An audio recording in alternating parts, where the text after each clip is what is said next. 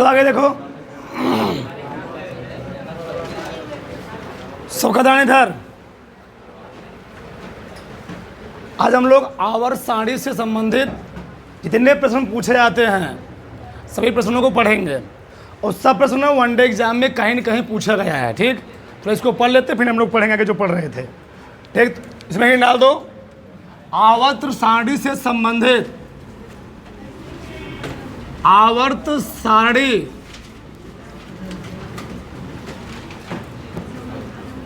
आवर्त सारणी से संबंधित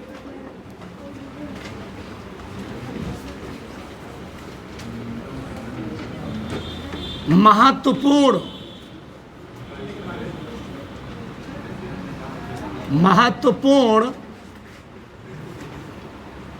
संपूर्ण प्रश्न,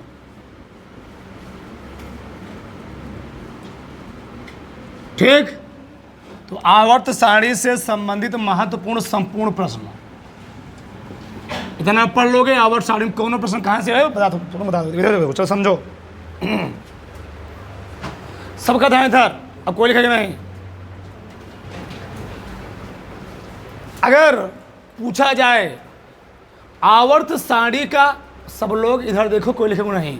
20 मिनट तक लोग देखो, आराम से सुनो, बहुत कुछ सीखोगे, बहुत कुछ जानोगे जो नहीं जानते रहोगे। यह देखो, अगर कहा जाए आवर्त सारणी का यानी तत्वों को सर्वप्रथम अरेंजमेंट करने का प्रयास किसके द्वारा किया गया था, तो डोबे-रायनर द्वारा। किसके द्वारा किया गया था? डोबे-रायनर द्वारा। और तत्वों को आवर्त सारणी में सर्वप्रथम उसको लिखने का प्रयास किसके द्वारा किया गया था, तो मेंडलीव द्वारा। किसके द्वारा किया गया था? मेंडलीव द्वारा। और पूछा जाए पहला प्रश्न, अब आवर्त सारणी का जनक किसको कहते हैं? ठीक, किसको कहते हैं? मेंडलीव। आवर्त सारणी का जनक हम लोग कहते हैं मेंडलीव को। डोबे-रायनर जो साइंटिस्ट थे, उन तत्वों को जो सबसे पहले वर्गीकृत करने का आधार बनाया, उन्होंने अपने नियम में कहा यदि हम तत्वों को, यदि 3 तत्वों को परमाणु भार के बढ़ते हुए क्रम में व्यवस्थित करें तो पहले और तीसरे तत्व का जो औसत भार होगा वह बिचवों वाले तत्व के भार के बराबर होगा, भार के बराबर होगा। ये था डोबे-रायनर का त्रिक नियम। फिर उसके बाद न्यूलैंड ने अपना अष्टक नियम दिया। इन्होंने कहा यदि हम तत्वों को परमाणु भार के बढ़ते हुए क्रम में व्यवस्थित करें तो प्रत्येक 8वें तत्व का जो गुणधर्म होगा वह पहले तत्व के गुणधर्म से क्या करेगा? समानता प्रदर्शित करता है। ये न्यूलैंड का अष्टक नियम हुआ। ठीक, तो डोबे-रायनर का त्रिक नियम भी जो बड़े बड़े द्रव्यमान वाले एलिमेंट थे उनका नियम फेल कर गया, और न्यूलैंड का अष्टक नियम भी कैल्शियम के बाद फेल कर गया। फिर बाद में एंट्री होती है एक महान साइंटिस्ट किसकी? मेंडलीव की। इन्होंने सर्वप्रथम तत्वों को एक आवर्त में अरेंजमेंट करने का प्रयास किया, और जब मेंडलीव अपने आवर्त सारणी का निर्माण कर रहे थे उस समय प्रकृति में ज्ञात तत्वों कुल संख्या थी 63। पूछा गया वनडे एग्जाम में, एक बार नहीं 10 बार। जब मेंडलीव अपने आवर्त सारणी निर्माण कर रहे थे तो उस समय ज्ञात तत्वों संख्या कुल कितनी थी? 63 गिन लो, बैठा लो माइंड में। ठीक, इतना। अब मेंडलीव ने अपनी आवर्त सारणी का जो विकास किया था वह उन्होंने अपनी आवर्त सारणी बनाई थी 1869 में, 1869 में। कब बनाई थी? 1869 में। 1869 बनाई, और उसको जो पब्लिश किए 1871 में उन्होंने मार्केट में आया, और जा करके 1872 में वह जर्मन पत्रिका यानी मैगजीन में क्या हुआ? पब्लिश हुआ, और संपूर्ण देश में क्या हुआ? उसको पढ़ा जाने लगा 1872 में। तो मेंडलीव ने जो अपनी आवर्त सारणी बनाई थी वह उन्होंने कहा किसी भी तत्व के, उन्होंने तत्वों को परमाणु भार के क्रम में व्यवस्थित किया, यानी इस नियम के अनुसार तत्वों के भौतिक और रासायनिक गुण उनके परमाणु भार के, एटॉमिक वेट के आवर्ती फलन होते हैं। अर्थात यदि हम तत्वों को उनके परमाणु भार के क्रम में व्यवस्थित करें तो क्या होता है? एक निश्चित अंतराल के बाद समान गुणधर्म वाले तत्वों क्या होती है? पुनरावृत्ति होती है। तो एक किसने कहा था? मेंडलीव ने कहा था। तो इन्होंने सर्वप्रथम तत्वों को इतना व्यवस्थित सही तरीके से अरेंजमेंट करने का प्रयास किया। इतिहास में सबसे बड़ा योगदान इनका था। मतलब कह सकते हो रसायन विज्ञान में बहुत बड़ा योगदान मेंडलीव का था। और जो तत्व उनको नहीं मालूम थे, जिनका परमाणु भार नहीं मालूम था, उनके लिए उन्होंने क्या किया, अपने आवर्त सारणी में स्पेस छोड़ दिया, स्थान छोड़ दिया, और इन तत्वों को 12 क्षैतिज पंक्तियों में और 8 वर्गों में क्या करना, उसको रखा। 12 क्षैतिज पंक्तियाँ और 8 वर्ग, यानी ऊर्ध्वाधर स्तंभ थे 8 और कितनी पंक्तियाँ थी, 12 तत्वों को, उसमें 63 एलिमेंट को रखा, और जो नहीं मालूम थे उसमें क्या छोड़ दिया, गैपिंग, कि बाद में जब तत्व खोजे जाएंगे उसमें क्या किए जाएंगे, भर दिए जाएंगे, रख दिए जाएंगे। ठीक, बहुत बड़ा प्रयास था, बहुत बड़ा कदम था, लेकिन इन्होंने कुछ गलतियां की, बाद में उसे संशोधन किया गया। सन 1913 ईस्वी में, सन 1913 ईस्वी में मुजरे नामक साइंटिस्ट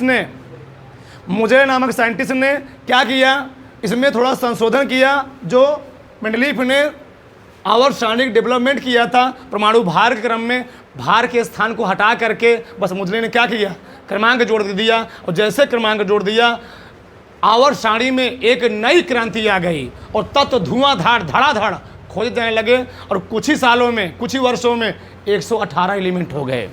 इस समय आवर्त सारणी में कुल 118 एलिमेंट हैं, जिसमें से प्राकृतिक एलिमेंट जो है, प्राकृतिक तत्व जो है वह 54।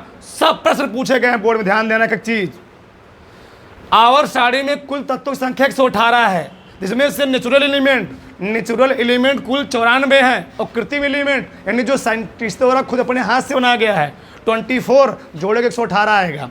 जिसमें से पूछा जाता है कि आवर्त सारणी में कितनी धातुएं, कितनी मेटल हैं, तो 51 मेटल हैं, कहीं कहीं 92 लिखा गया है, तो कन्फ्यूज मत होना। तो 51 मेटल हैं, और कितनी धातुएं हैं, 20 अधातुएं हैं। अगर ठीक, और उपधातु कितनी हैं, उपधातुएं फिक्स है 7 हैं, जोड़ोगे तो आएगा 118, 7 1 8 9 2 11। तो आवर्त सारणी में कितनी धातुएं हैं, 91, कितनी धातुएं हैं, 20, और कितनी अधातुएं हैं, उपधातुएं हैं 7। अगर तुमको धातुओं को याद कर रहा हूं, मैंने बताया था, अगर तुमसे कोई पूछे कि बताओ तुमसे कोई पूछ ले सोडियम, मैग्नीशियम, स्कैंडियम, टाइटेनियम, ब्रोमियम, ठीक, ये सब धातुएं हैं। मैंने बताया था तुमको अगर पहचानना हो, 92 यानी 91 धातुएं हैं, और धातुओं क्वालिटी होता है 80%। धातुएं जो होंगी उनके लास्ट में पाया जाएगा मां, क्या पाया जाएगा, ऐसे समझो, यम, क्या पाया जाएगा, मैं लिख दे रहा हूं, यम। तो जिस भी एलिमेंट के नाम के लास्ट में क्या है, यम आए, पूरा पढ़ लेना जाके, सब मिला के लास्ट में आएगा। और जिस मिला के लास्ट में नहीं आएगा, जानो लैटिन नाम, क्या है, लैटिन नाम, क्या जी, लैटिन नाम है, और लैटिन नाम को निकालोगे तो उसमें क्या आएगा, उसमें भी लास्ट में क्या आएगा, वो उसमें भी लास्ट में यम आएगा। क्या आएगा, यम। कोई पढ़ डालो, sodium, aluminium, scandium, titanium, vanadium, chromium, कुछ पढ़ डालो, सब, जिंक भी है, कॉपर भी है, तो सब क्या है, लैटिन नाम आते हैं। तो उसका जब पढ़ोगे, ठीक, सब में क्या आएगा, सब में यम आएगा, सब में आएगा। ये पहचानने का सबसे आसान तरीका। अधातु 20 है, 20 है, तो अधातु कैसे पहचानेंगे, लास्ट में ना आएगा, हाइड्रोजन, कार्बन, नाइट्रोजन, ऑक्सीजन, ठीक, रेडान, क्रिप्टान, जिनान, सब क्या रहा जी, ना रहा है, लगभग 80%। अब कुछ अपवाद हो तो अलग बात है, धरती पर अगर कुछ सही है तो उसमें क्या है, कुछ अपवाद भी है। इंग्लिश नहीं है, इंग्लिश में हर जगह क्या अपवाद है। तो 80% अगर ना आ गया तो क्या होगा, अधातु होगा, यम आ गया तो क्या होगा, धातु होगा। बैठा लो, फिट कर लो, ठीक। उपधातु फिक्स है, उपधातु में 7 है, उनका नाम याद कर लो। पहला है बोरान, दूसरा है सिलिकॉन, जर्मेनियम, एंटीमनी, ठीक, आर्सेनिक, एंटीमनी, टेलुरिनियम, पोलोनियम, सब क्या है, ये सब उपधातुएं हैं। पूछा जाता है कई बार, तो इधर प्रश्न हो गए। आगे हम समझते हैं, देखो इधर, अगर पूछा जाए कि आवर्त सारणी में ऐसी कौन सी धातु जिसको हम लोग काली अधातु कहते हैं, तो कौन सी है वो, ग्रेफाइट। तो ग्रेफाइट हम लोग क्या कहते हैं। अब देखो ग्रेफाइट से कितने प्रकार के प्रश्न पूछे जा सकते हैं। कार्बन के होते हैं, कार्बन के होते हैं कई अपर रूपों में पाया जाता है, कार्बन कई अपर रूपों में पाया जाता है। अगर हम बात करें कार्बन कई अपर रूप क्या होता है, कोयला, तो कोयले के भी 4 प्रकार होते हैं, ठीक।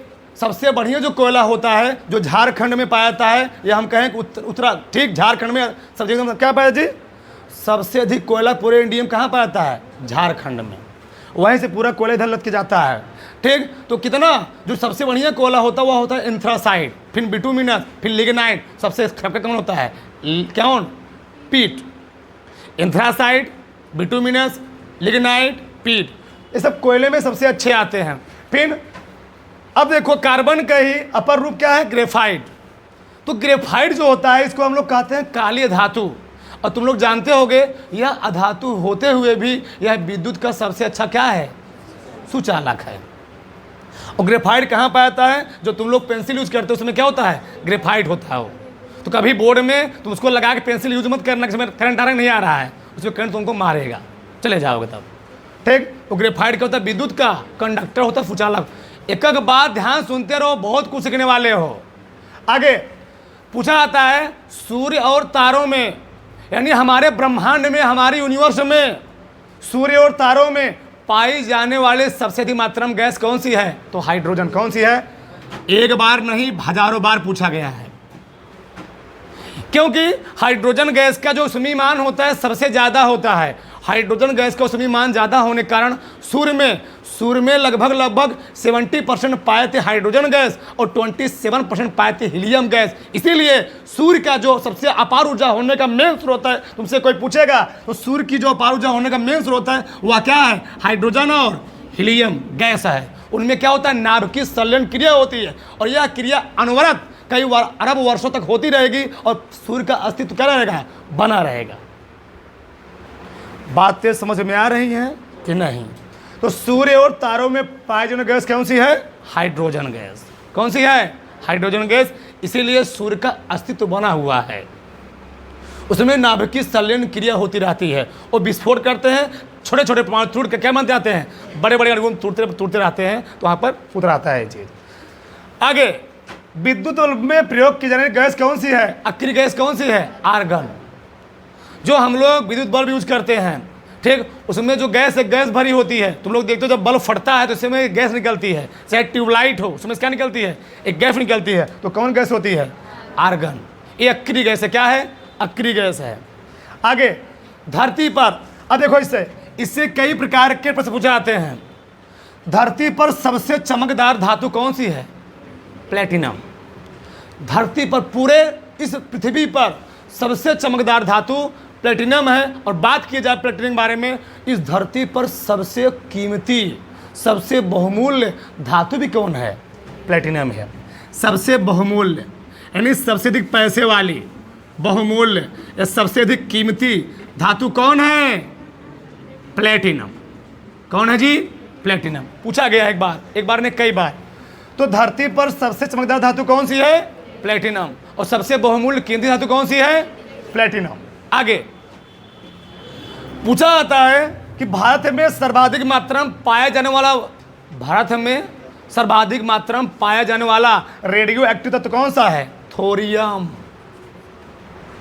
भारत में सबसे अधिक मात्रा में थोरियम रेडियो एक्टिव तत्व होता है, यह सबसे अधिक मात्रा में पाया जाता है। इसलिए हम लोग थोरियम का अन्य देशों में सप्लाई करते हैं, वहाँ से अन्य रेडियो एक्टिव तत्व जो बड़ी बड़ी तुम लोग जानते हो संयंत्र होते हैं, विद्युत संयंत्र, नागपुर संयंत्र, तारापुर संयंत्र, उनमें उनको संचालित करने के लिए या परमाणु बम बनाने के लिए हम लोग क्या मंगाते हैं? यूरेनियम और तत्व को बाहर से मंगाते हैं वहाँ से। तो यहाँ से हम लोग क्या करते हैं? इसको सप्लाई देते हैं उन लोगों को, अलग देशों को, ठीक। पृथ्वी पर सर्वाधिक मात्रा में पाए जो तत्व कौन सी है? ऑक्सीजन। तो पृथ्वी पर अगर बात की जाए, पृथ्वी पर इस धरती पर सबसे अधिक मात्रा में पाया जाने तत्व कौन सा है? ऑक्सीजन। और वहीं कह दिया जाए थोड़ा सा घुमा करके, पृथ्वी के वायुमंडल में सबसे अधिक मात्रा में पाई जाने गैस कौन सी है? नाइट्रोजन। जब पृथ्वी पर कहेगा तो ऑक्सीजन, और पृथ्वी के वायुमंडल में क्या पाता है? नाइट्रोजन। क्यों? पृथ्वी पर दोनों पाए जाते हैं, ऑक्सीजन नाइट्रोजन दोनों, लेकिन हमारे लिए नाइट्रोजन कौन रोल? बायो पढ़े होगे, हम लोग दोनों लेते हैं। हमारे फेफड़ों में दोनों गैसें जाती हैं, नाइट्रोजन भी 78%, ऑक्सीजन भी 21% और कार्बन डाइऑक्साइड 0.003% जाती, तीनों गैसें हैं। लेकिन हमारा जो शरीर होता है, बायो में पढ़े होगे, हमारा शरीर नाइट्रोजन लेता है 78, जितना लिया था उतना क्या करता है? बाहर कर देता है, एग्जिट कर देता है। लिया 78, छोड़ दिया 78 ही। लेकिन ऑक्सीजन लेता है 21, छोड़ता है 17%। पूछा गया है ऑक्सीजन हमारा जो लंग्स होता है, फेफड़ा होता है, वह लेता है 21%, लेकिन छोड़ता कितना है 17%। 4% रोक लेता है। 4% रोक करके हमारा जो क्या होती है फेफड़े होती है, जो दोनों फेफड़े होते हैं उनमें हमारा ब्लड का सर्कुलेशन, जो ब्लड आता है हमारे किडनी से या हृदय से, उस ब्लड को जो वायु कुटिकाएं होती है किसमें, लंग्स में, फेफड़े में, उस ब्लड को पकड़ लेती है। ब्लड को पकड़ करके ऑक्सीजन में घुल करके हमारे हर पार्ट को करती है, उसको ऑक्सीजन को पहुंचा देती है। इसी को हम लोग कहते हैं ऑक्सी हीमोग्लोबिन। गजब गजब। आगे इधर देखो, हो गया था ना। सबसे अधिक मात्रा में पाया जाने वाला गैस कौन सा है पृथ्वी पर? सबसे अधिक मात्रा में पाया जाने वाला गैस कौन सी है जी? आर्गन। और ध्यान देना, चलो आगे हम बात करेंगे। पृथ्वी पर सबसे अधिक मात्रा में पाया जाने वाला गैस कौन सी है? आर्गन। और ध्यान दो, ये प्रश्न कई बार पूछा गया है। ऐसी कौन सी अक्रिय गैस है जिसको हम लोग स्ट्रेंजर गैस या अजनबी गैस के नाम से जानते हैं? तो जिनान। क्या नाम है उसका? जिनान। ठीक, इतना प्रश्न हो गया। अब आगे देखो, समझो ध्यान से। ये प्रश्न 1 नंबर, 2 नंबर, 3 नंबर, 4 नंबर, 5, 6, हाँ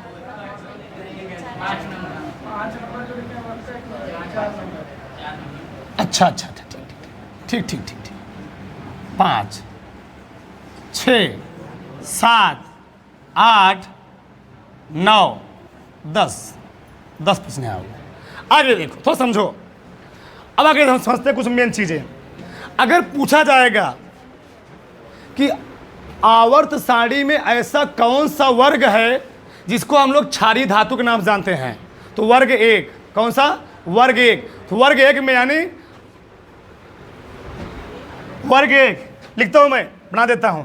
हा ली ना का रब से फरियाद, फ्रांसियम। यानी आवर्त सारणी के पहले वर्ग में hydrogen, lithium, sodium, potassium, rubidium, caesium, francium, ये सब क्या है? इनको हम लोग कहते हैं क्षारीय धातु। क्या कहते हैं? क्षारीय धातु। और आवर्त सारणी के वर्ग 2 में जो तत्व रखे गए हैं उनको हम लोग कहते हैं क्या? क्षारीय मृदा धातु। यानी कौन कौन हुए वो? बेटा, मागे, कार, स्कूटर, बाप, राजी।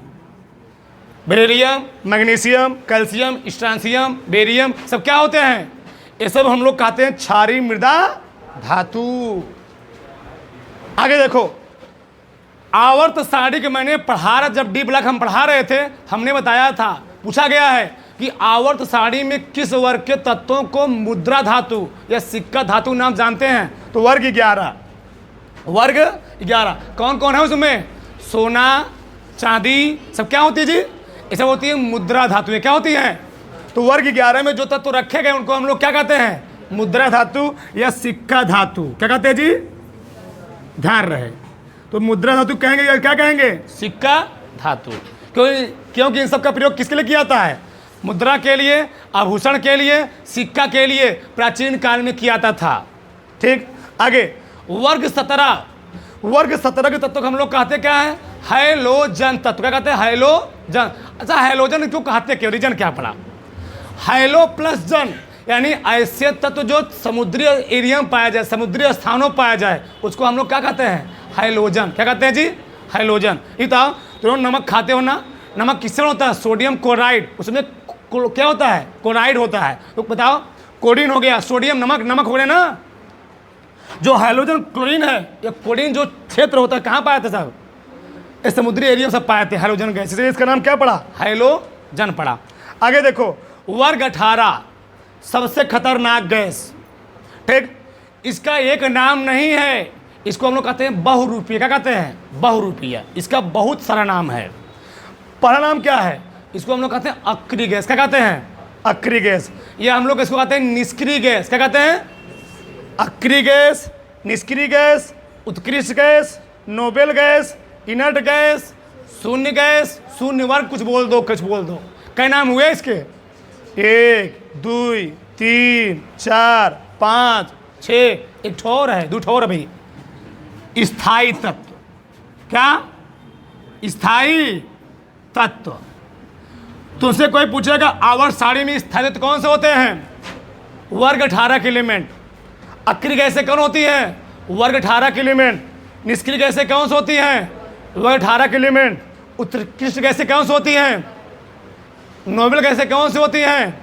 वर्ग 18 के एलिमेंट। आगे देखो ध्यान से, चलो आगे यहाँ समझो। ये बहुत बढ़िया प्रश्न है, इतने लिखे गए हैं। पहला प्रश्न लिखा गया है पूरे आवर्त सारणी की बात हो रही है। पूरे आवर्त सारणी में ऐसा कौन सा एलिमेंट है जिसकी इलेक्ट्रॉन नेगेटिविटी सबसे ज़्यादा होती? कौन सी है? फ्लोरीन। एक बार नहीं, वनडे एग्जाम में कई बार पूछा गया है। पूरे आवर्त सारणी में ऐसा कौन सा एलिमेंट है जिसकी इलेक्ट्रॉन नेगेटिविटी क्या होती थी? सबसे ज़्यादा होती है। उसको कौन होती है? फ्लोरीन। सर्वाधिक आयनन विभव तत्व कौन सा है? हीलियम। न्यूनतम आयनन विभव तत्व कौन सा है? CS। सर्वाधिक इलेक्ट्रॉन बंधुता कौन सा होता है? किसका होता है? क्लोरीन का। पूरे आवर्त सारणी में सर्वाधिक इलेक्ट्रॉन बंधुता यानी इलेक्ट्रॉनों को बांधने की क्षमता किसकी होती है? क्लोरीन की। आगे, पूरे आवर्त सारणी में सबसे भारी तत्व या उच्चतम घनत्व तत्व कौन सा होता है? ओस्मियम। समझो ना, चाहे कहे सबसे भारी, चाहे क्या कहे सबसे उच्चतम घनत्व किसका होता है? ओस्मियम का। आगे, यह वाला प्रश्न बहुत इंपॉर्टेंट है। पूरे आवर्त सारणी में ऐसी कौन सी धातु है जिसका गलनांक सबसे ज़्यादा होता है? तो किसका? टंगस्टन। होता कितना है? 3500 से 3600 डिग्री सेल्सियस के बीच। पूरे आवर्त सारणी में ऐसा कौन सा एलिमेंट है जिसका गलनांक सबसे ज़्यादा होता है? कौन सा धातु है? कौन सा है? टंगस्टन। कहाँ होता है? जो बल्ब का फिलामेंट बना होता है वो किसका ना होता है? जो लटका होता है वो टंगस्टन होता है। अधातुओं में सर्वाधिक गलनांक किसका होता है? हीरा का। यानी कार्बन का रूप क्या है? हीरा है। क्या है? हीरा है। तो अधातुओं में सर्वाधिक गलनांक किसका होता है जी?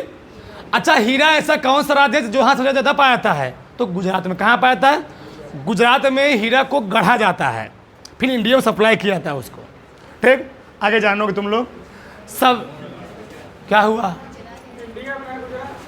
हाँ, इंडिया में फिर उसको सप्लाई की देते हैं। अपने भारत में इंडिया सप्लाई किया जाता है। मतलब गुजरात रात में बनाया गया, फिर भारत के हर राज्यों में क्या किया जाता है? उसको जहाँ जरूरत पड़ती है वहाँ भेज दिया जाता है। क्या तुम लोग उल्टा समझ ले? क्या? अच्छा, गजब। आगे देखो, सबसे हल्की अक्रिय गैस कौन सी है? हीलियम। सबसे हल्की अक्रिय, बोलो मत, सबसे हल्की अक्रिय गैस कौन सी होती है? हीलियम। इसीलिए तुम लोग देखते होगे जो गुब्बारे होते क्या होते हैं? गुब्बारे में कौन सी गैस भर जाती है? गुब्बारों में हीलियम और हाइड्रोजन गैस भी आती है। इसलिए क्या होते हैं? क्यों? हीलियम और हाइड्रोजन गैस का जो डेंसिटी होता है वह वायु की अपेक्षा क्या होता है? बहुत ही कम होता है। इसलिए हम लोग क्या करते हैं, जब गुब्बारे में गैस भर देते हैं क्या होता है? उन्हें लगता है। आगे, सबसे क्रियाशील अधातु कौन सी होती है? तो फ्लोरीन। उसमें मान सर्वाधिक किस तत्व का होता है? किस गैस का होता है? तो हाइड्रोजन का। इसीलिए पाया था सूर्य में। आगे, सर्वाधिक आघात वर्धित तत्व कौन सा होता है जी? सोना। किसे दिखाते हैं? एयू, सोना। ठीक, सुनो ना, विद्युत का सर्वाधिक सुचालक एलिमेंट कौन सा है? पूरे आवर्त सारणी बात हो रही है। चांदी। क्या होता है? Ag।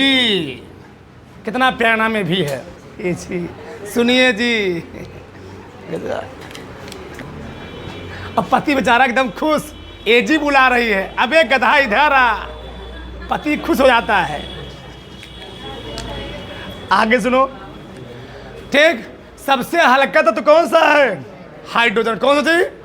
पूरे आवर्त सारणी में सबसे हल्का तत्व कौन सा है? सबसे हल्की अक्रिय गैस बोलेगा हीलियम, और सबसे हल्का तत्व बोलेगा तो हाइड्रोजन। सबसे हल्की अक्रिय गैस कौन सी है? हीलियम। सबसे हल्की धातु कौन सी है? लिथियम। सबसे भारी अक्रिय गैस कौन सी है? अब देखो, मैं लिखने जगह नहीं था। जब भूकंप आता क्या आता है? भूकंप। तुम लोग जानते हो? कोई बात नहीं, उससे कोई दिक्कत नहीं। देखो, जब भूकंप आता क्या आता है? भूकंप।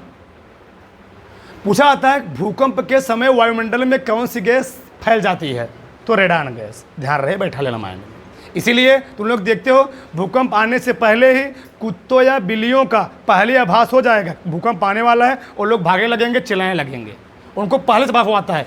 कोई घटना घटित होती, ध्यान दो, अगर प्राकृतिक कोई घटना घटित होती है तो कुत्ते और बिल्लियों को पहले मालूम चल जाता है। क्यों?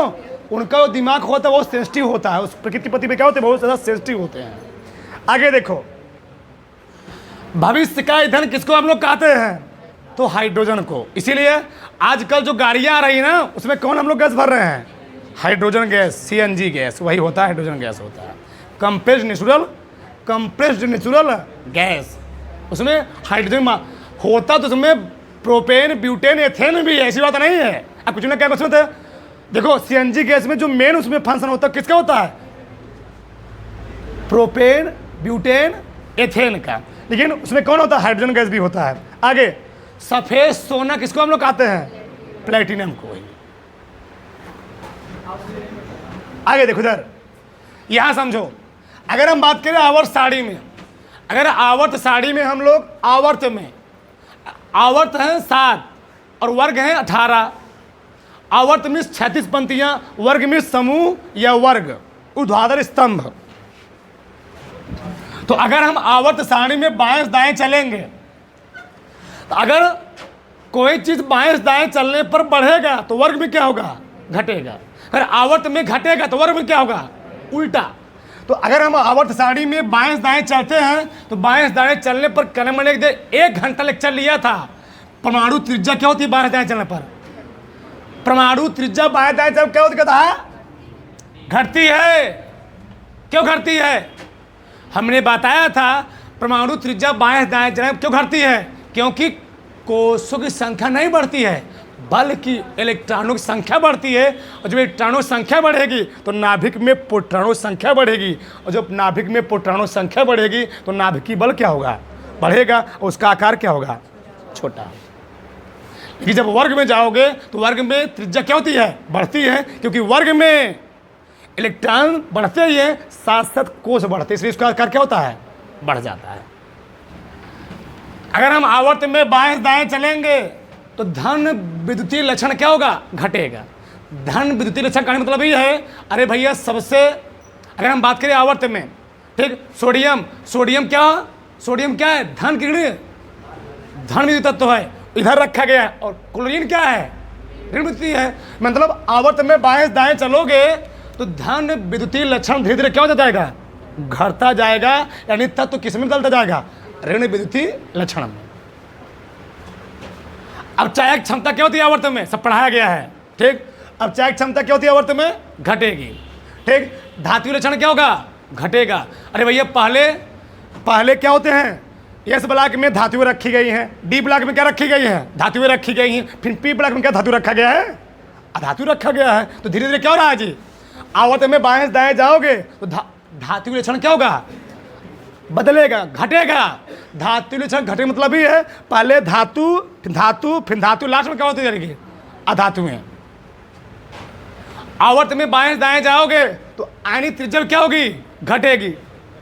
ऑक्साइडों की क्षारीय प्रकृति क्या होगी, घटेगी। जो आवर्त में घट रहा था वही वर्ग में पूरा क्या होगा, बढ़ेगा। यानी वर्ग में ऊपर से नीचे जाने पर परमाणु त्रिज्या क्या होती है, बढ़ती है, सब बढ़ेगा, फिर नीचे आओगे। ऐसे यहाँ भी ये बहुत बड़ी बात बता रहा हूँ, बहुत बड़ी बात है, ध्यान देना, ठीक। अब देखो यहाँ पर आवर्त में बाएं दाएं चलने पर क्या बढ़ता है, तो आयन विभव, आयनाइजेशन पोटेंशियल बढ़ेगा। अगर आवर्त में बाएं दाएं चलोगे, इलेक्ट्रॉन बनता बढ़ेगा, इलेक्ट्रॉन बनता क्या होगा जी, बढ़ेगा। इलेक्ट्रॉनों को बाधक क्षमता क्या होगी, अरे भैया सर्वाधिक इलेक्ट्रॉन बनता किसकी होती है, क्लोरीन की, और सोडियम क्या होती है, कम होती है। इसलिए क्लोरीन करता क्या, इलेक्ट्रॉन को अपने पास क्या करता है, बदलने की क्षमता ज़्यादा रखता है, ठीक। विद्युत ऋणात्मकता क्या होगी, आवर्त में बाएं दाएं चलने पर बढ़ेगी। इलेक्ट्रॉन नेगेटिविटी क्या होता है, किसी तत्व के परमाणु के बाहरी कक्षक से इलेक्ट्रॉनों को अपनी खींचने की क्षमता हम लोग कहते क्या है, इलेक्ट्रॉन नेगेटिविटी। सबसे अधिक किसका होता है, फ्लोरीन का। ऋण विद्युतीय लक्षण क्या होगा, बढ़ेगा। धन से तत्व किस में चेंज होंगे, धन से तत्व ऋण में चेंज हो गए। आक्सीकारक गुण क्या होगा? बढ़ेगा। आवर्त की बात हो रही है, आवर्त की। अधातु लक्षण क्या होगा? घटेगा। अम्लीय प्रकृति क्या होगी? सब बढ़ गया ना जी। अधातु लक्षण बढ़ेगा और अम्लीय प्रकृति क्या होगी? बढ़ेगी। यही वर्ग में होगा क्या होगा? सब घटेगा। अरे भैया वर्ग में आणविक हो क्या होगा? घटेगा। इलेक्ट्रॉन मूलता क्या होगी? घटेगी। विद्युत अत्मकता क्या होगी? घटेगी। वर्ग में जो घटेगा आवर्त में क्या होगा? बढ़ेगा। इतना बात समझ में आई? आगे देखो, उतनी में टाइम है। अच्छा यहाँ थोड़ा समझो, रुके रहो, उधर देखो। चलो जाने दो, बात करें आगे। उतार लो इसको। अब देखो 2 मिनट को, अगर तुमको आवर्त सारणी में किसी तत्व का स्थान पता करना है कि कौन सा स्थान किस स्थान पे आएगा, कौन सा एलिमेंट किस स्थान पे आएगा, तो पहला वाला वर्ग बोलो मत, पहला वाला वर्ग और 18वां वाला वर्ग याद कर लो। और देखो इधर 18वां वाला वर्ग है। और क्या तुम लोग जानते हो आवर्त सारणी के पहले वाले आवर्त में 2 तत्व हैं, दूसरे में 8, तीसरके में 8, चौथरके में 18, पचरके में फिर 32, फिर 32। जैसे मैंने लिखा, मान लो हा ली ना का रब से फरियाद। तो हाइड्रोजन का परमाणु क्रमांक कितना? 1। अब मालूम करना तो कौन? लिथियम का। तो लिथियम तक पहुंचने के लिए क्या जोड़ोगे?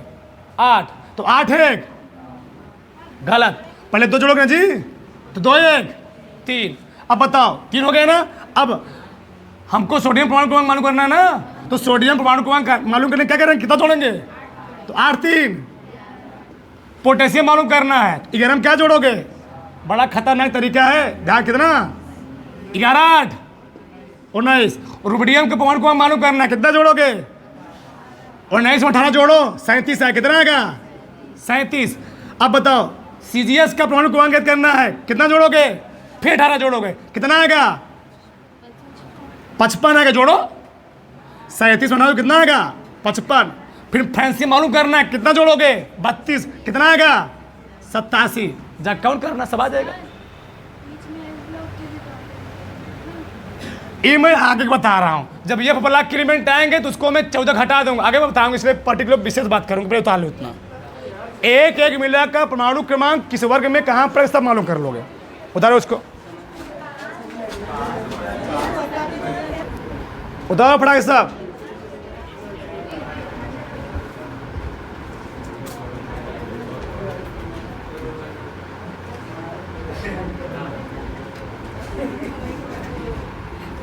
चलो आगे देखो,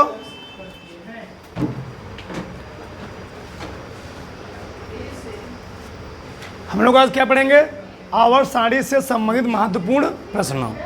तो आवर्त सारणी से कितने प्रश्न पूछे जा सकते हैं, ठीक, सब मैंने यहाँ लिख दिया है। देखो ध्यान से, अगर हम बात करें आवर्त सारणी का जनक किसे कहा जाता है, तो आवर्त सारणी का जनक कहा था मेंडलीव को। मेंडलीव ने 1869 ईस्वी में एक आवर्त सारणी बनाई थी, जो जा करके 1872 ईस्वी में क्या हुई थी? जर्मन पत्रिका में क्या हुई? संपादित हुई। तो आवर्त सारणी जनक किसको कहते हैं जी? मेंडलीव को। लिखो मत, लिखो इधर। काली धातु के नाम से आवर्त सारणी में किसको कहते हैं? ग्रेफाइट। और ग्रेफाइट क्या होता है? विद्युत का सुचालक भी होता है। क्या होता है? ग्रेफाइट विद्युत का सुचालक भी होता है। आगे, सूर्य और तारों में कौन सी गैस पाती है? Hydrogen gas. क्या पाती है? सूर्य और तारों में हाइड्रोजन गैस पाती है, इसलिए सूर्य और तारों का अस्तित्व बना हुआ है। समझो ना, सूर्य में क्या होता है? नाभिकीय संलयन क्रिया होती है। क्या होती है? नाभिकीय संलयन की क्रिया। उसमें पाता है 70% हाइड्रोजन और 27% क्या पाता है? Helium gas. विद्युत बल्ब, जो हम लोग घर में बल्ब यूज करते हैं, उसमें कौन सी गैस भरी होती है? Argon gas. कौन सी भरी होती है? आर्गन। भारत में सर्वाधिक मात्रा में पाया जाने वाला रेडियो तत्व कौन सा है? भारत में सर्वाधिक मात्रा में पाया जाने वाला रेडियो एक्टिव तत्व कौन सा है? थोरियम। कौन सा है? थोरियम। आगे, पृथ्वी पर सर्वाधिक पाया जाता तत्व कौन सा है? अगर कहेगा पृथ्वी पर सर्वाधिक मात्रा में पाया जाता तत्व कौन सा है? तो ऑक्सीजन। कौन सा है जी? ऑक्सीजन। और कहेगा पृथ्वी के वायुमंडल में, पृथ्वी के वायुमंडल में सर्वाधिक मात्रा में पाई जाने गैस कौन सी है? तो नाइट्रोजन। सही है ना? तत्व का नाम लेगा तो ऑक्सीजन और गैस का नाम लेगा तो नाइट्रोजन। सबसे अधिक पाया जाने वाला अक्रिय गैस कौन सा है? आर्गन। सबसे अधिक अक्रिय गैस कौन सा पाया जाता है? आर्गन। आगे, सबसे चमकदार धातु कौन सी है आवर्त सारणी में? आवर्त सारणी में सबसे अधिक चमकदार धातु कौन सी है? चमकदार, प्लेटिनम। और सबसे बहुमूल्य और सबसे कीमती धातु भी कौन सी है? प्लेटिनम ही है। आवर्त सारणी में किस गैस को स्ट्रेंजर अजनबी गैस कहते हैं? जीनान। ये अक्रिय गैस है। क्या है? अक्रिय गैस है। अब देखो समझो, आवर्त सारणी में कुल मिलाकर के 118 एलिमेंट है। कितने हैं? 118 एलिमेंट, जिसमें से 94 एलिमेंट प्रकृति में पाए गए हैं, नेचुरल एलिमेंट है। क्या है? नेचुरल एलिमेंट है। और 24 एलिमेंट क्या हैं? आर्टिफिशियल विधि से बनाए गए हैं, यानी साइंटिस्टों ने खुद क्या किया है? उनको बनाया है। अब इस 118 एलिमेंट में से 91 धातुएं हैं। क्या? 91 धातुएं हैं। और 20 क्या हैं? अधातुएं। और 7 क्या हैं? उपधातुएं। ठीक, धातुओं को पहचानने में तरीका बताया था। लास्ट में क्या आएगा? यम आएगा। ठीक, सोडियम, एल्यूमिनियम, स्कैंडियम, टाइटेनियम, वाइनेडियम। ठीक, सब क्या आएंगे? यम आएगा। ठीक, अधातुओं कितनी होती हैं? 20 होती हैं। लास्ट में क्या आएगा? ना है। क्या आएगा? ना आएगा। Carbon, nitrogen, krypton, fluorine, radon, xenon. ठीक, सब में क्या आएगा? लास्ट में ना। लगभग कुछ अपवाद हो तो अलग मैटर है। तो धातुएं होंगे। उपधातुएं कितनी होती है? 7 होती हैं। पहला boron, silicon, germanium, arsenic, antimony, tellurium, polonium. समझो ना? तो उपधातु कितनी हो गई जी? 7। अब आगे तो समझो यार प्रॉब्लम क्या है। आवर्त सारणी को 7 आवर्त और 18 वर्ग में क्या किया गया है? बांटा गया है। उसमें 7 36 पंक्तियाँ हैं और 18 क्या है? ऊर्ध्वाधर स्तंभ है। तो पहले वाले वर्ग हम लोग कहते हैं क्षारीय धातु। क्या कहते हैं? क्षारीय धातु। दूसरे वाले वर्ग हम लोग कहते हैं क्षारीय मृदा धातु। क्या कहते हैं? क्षारीय। और वर्ग नंबर 11 हम लोग कहते हैं सिक्का धातु। क्या कहते हैं? क्यों? तो इसमें क्या रखे गए? सोना चांदी रखे गए हैं, जिसको हम लोग सिक्का धातु या मुद्रा धातु के नाम से भी जानते हैं। वर्ग 17 में हैलोजन तत्व रखे गए हैं। हैलोजन। ठीक, हीलियम, नियान, हीलियम नहीं, फ्लोरीन, क्लोरीन, ब्रोमीन, आयोडीन, सब क्या है? हैलोजन वर्ग के तत्व हैं। क्या? हैलोजन वर्ग के 18 वर्ग के तत्व। वर्ग 18 वर्ग के तत्वों को हम लोग कई नाम से जानते हैं। अक्रिय गैस, निष्क्रिय गैस, उत्कृष्ट gas, noble gas, inert gas, शून्य वर्ग और अस्थायी तत्व। क्या कहते हैं? अस्थायी तत्व। इनका बहुत सारा नाम है। कौन से? Helium, नियान, argon, krypton, xenon, radon, सब क्या होते हैं? सब वर्ग 18 के एलिमेंट हैं। इनको हम स्थायी एलिमेंट भी कहते हैं। क्या कहते हैं जी? स्थायी एलिमेंट भी कहते हैं। आगे समझो, थोड़ा समझो। यहाँ पर अगर बात की जाए कि पूरे आवर्त सारणी में किस तत्व का इलेक्ट्रॉन नेगेटिविटी सबसे ज़्यादा होता है? फ्लोरीन का। सर्वाधिक आणविक विभव किसका होता है? हीलियम का। किसका होता है? न्यूनतम आणविक विभव किसका होता है? CS। सर्वाधिक इलेक्ट्रॉन मंतव किसका होता है? क्लोरीन। किसका होता है? क्लोरीन। उच्चतम घनत्व, ये हम सबसे कहें कि पूरे आवर्त सारणी में सबसे भारी तत्व कौन सा है? ओस्मियम। सबसे भारी एलिमेंट ओस्मियम है। आगे, धातुओं में सर्वाधिक गलनांक किस तत्व का होता है? टंगस्टन का। कहाँ पाता है? जो बल्ब का फिलामेंट होता है। ठीक, अधातुओं में सर्वाधिक गलनांक किसका होता है?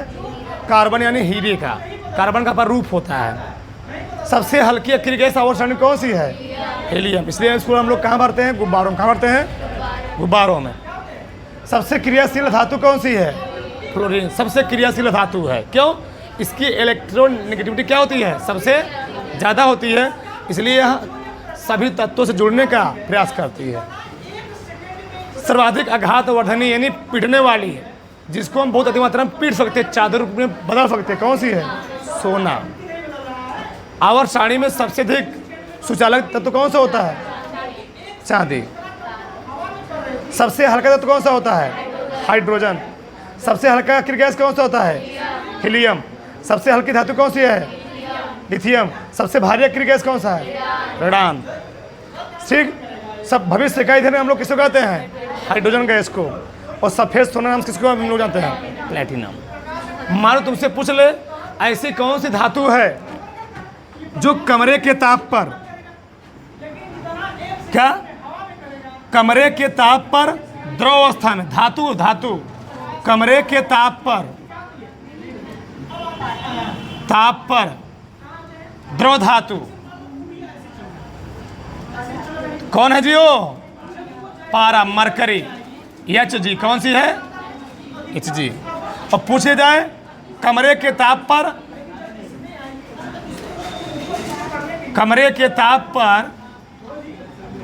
द्रव धातु कौन सी होता है कि वो? ब्रोमीन। ठीक। इतने मिले एलिमेंट यहाँ पर हुए। तो कमरे के ताप पर द्रव में कौन पाई है? पारा, मरकरी। और कमरे के ताप पर द्रव धातु कौन सी है? ब्रोमीन। कौन सी है जी? ब्रोमीन। इतना बात सबको समझ में आया कि नहीं समझ में आया? अब आगे देखो, थोड़ा यहाँ समझो। ये लिखा गया है अगर हम आवर्त में कहने का मतलब ये है कि अगर हम आवर्त सारणी में बाएं से दाएं चलेंगे तो ये सब घटेंगे।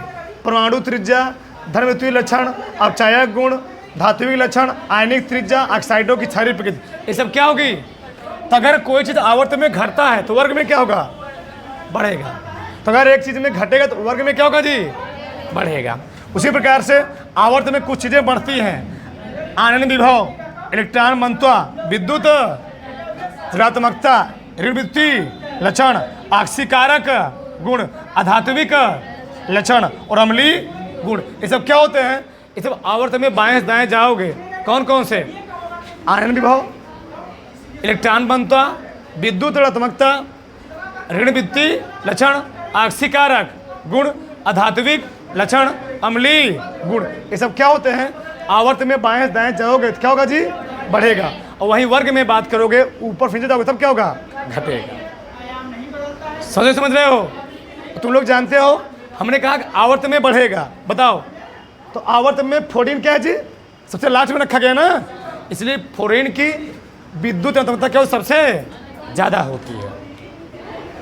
बात समझ में आ रहा है? किसी कोई दिक्कत? अब यहाँ थोड़ा समझो, मिटाएं इसको,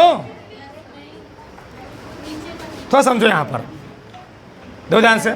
जैसे हम लोग जानते हैं, जगह थोड़ा चलो, हाइड्रोजन,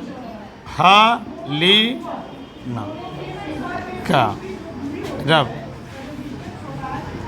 फरिया। अगर हमको किसी भी वर्ग में या आवर्त में कोई तत्व उसका परमाणु क्रमांक क्या है तो हम आसानी से ज्ञात कर सकते हैं, आसानी से ज्ञात कर सकते हैं। जो कैसे, देखो ध्यान से, हाइड्रोजन हो गया, हीलियम, हीलियम,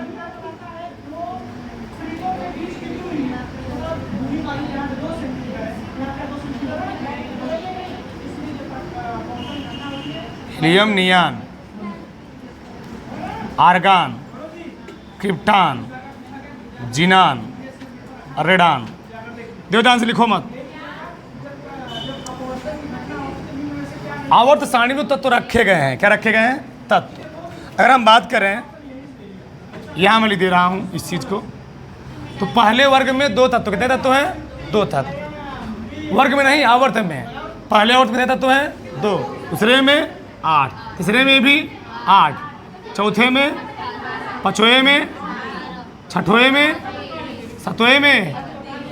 तो इसकी मदद से किस आवर्त में, किस वर्ग में कौन सा एलिमेंट पड़ेगा तुम बता सकते हो। साथ साथ उसकी परमाणु क्रमांक भी बता सकते हो। जैसे मान लो हमको मालूम करना हाइड्रोजन परमाणु क्रमांक 1 है, जो जान ही रहे हो। लिथियम का मालूम करना हो तो कितना जोड़ेंगे? 2 जोड़ेंगे। 2 1 3। इसका मालूम करना हो कितना जोड़ दो? 8 8 3। इसका मालूम करना हो कितना जोड़ोगे? फिर 8, तो 11 में 8 जोड़ो 19। इसका मालूम करना हो तो 19 में क्या जोड़ दो? 18, तो आएगा 37। 37 में क्या जोड़ोगे? 18, इसका कितना? 37 में 18 जोड़ो 55, 55, 55 फिर क्या जोड़ दो? 32, 32। तो जब 55 32 जोड़ो क्या देगा? 5 2 7 87। फ्रांसियम का कितना होता है 87। ऐसे तुमको किसी निकालना सब निकाल सकते हो। कैसे मान लो हीलियम कितना होता है 2। नियान का निकालना है ना, कितना जोड़ोगे आप, एक को छोड़ दोगे, आप इसको छोड़ दोगे, 8 2 10। आर्गान निकालना हो कितना जोड़ोगे 10 8 आ रहा है ना। 18 में क्या जोड़ोगे फिर 18 18। 36 में क्या जोड़ोगे 18 कितना 54। 54 में क्या जोड़ोगे 32। कितना आएगा, सब निकाल लोगे, ऐसे सब निकालते हुए चले जाओगे, निकालोगे ना 86 ऐसे आ जाए। उतार लो पहले इतना, उतार ज़्यादा लिख क्या करोगे, पहले इतना उतार लो।